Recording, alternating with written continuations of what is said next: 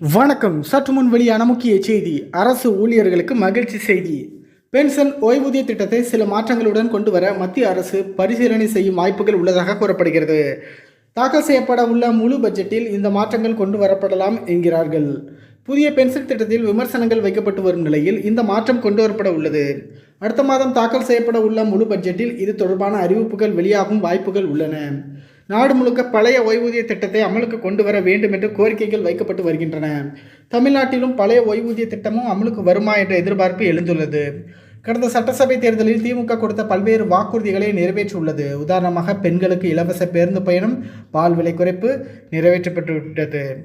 இதில் முக்கியமான வாக்குறுதி பழைய ஓய்வூதிய திட்டமாகும். ஆனால் இதை இன்னும் தமிழ்நாடு அரசு கொண்டு வரவில்லை. பழைய ஓய்வூதிய திட்டம் பற்றி நிதியமைச்சர் தங்கம் தென்னரசு ஊடகங்களுக்கு அளித்த பேட்டியில் இது தொடர்பாக மத்திய அரசு குழு அமைத்துள்ளது. அரசு ஊழியர்களின் நலனில் மாநில அரசு எப்போதும் கவனமாக இருக்கும். இது தொடர்பாக பலர் எங்களிடம் கோரிக்கை வைத்து வருகின்றனர். தேவையான நடவடிக்கையை நாங்கள் விரைவில் எடுப்போம் அப்படின்னு ஃபினான்ஸ் மினிஸ்டர் சொல்லியிருக்கிறாரு. இந்த நிலையில்தான் புதிய பென்ஷன் திட்டத்தில் மாற்றங்களை ஏற்படுத்த மத்திய அரசு முடிவு செய்துள்ளதாக தகவல்கள் வெளியாகியுள்ளது. ஊழியர்கள் கடைசியாக வாங்கிய வருமானத்தில் 40 to 45% பென்ஷனாக கிடைக்கும் வகையில் விதிகளை மாற்ற உள்ளனர். இப்போது உள்ள மார்க்கெட் லிங்க் பென்ஷன் திட்டத்தில் மாற்றம் செய்து இந்த புதிய முறையை கொண்டு வர உள்ளனர்.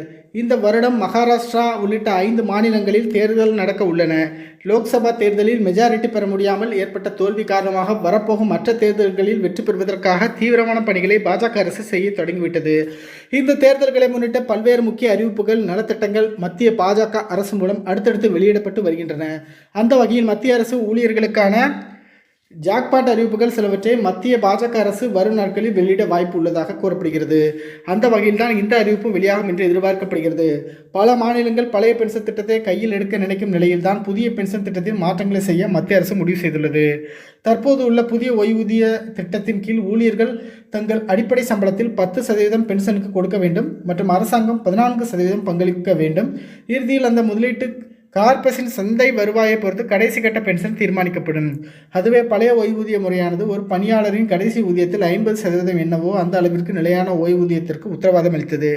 இப்போது புதிய முறையால் கடைசி ஊதியத்தில் 38% என்னவோ அந்த அளவிற்கு மட்டுமே ஓய்வூதியம் கிடைக்கிறது.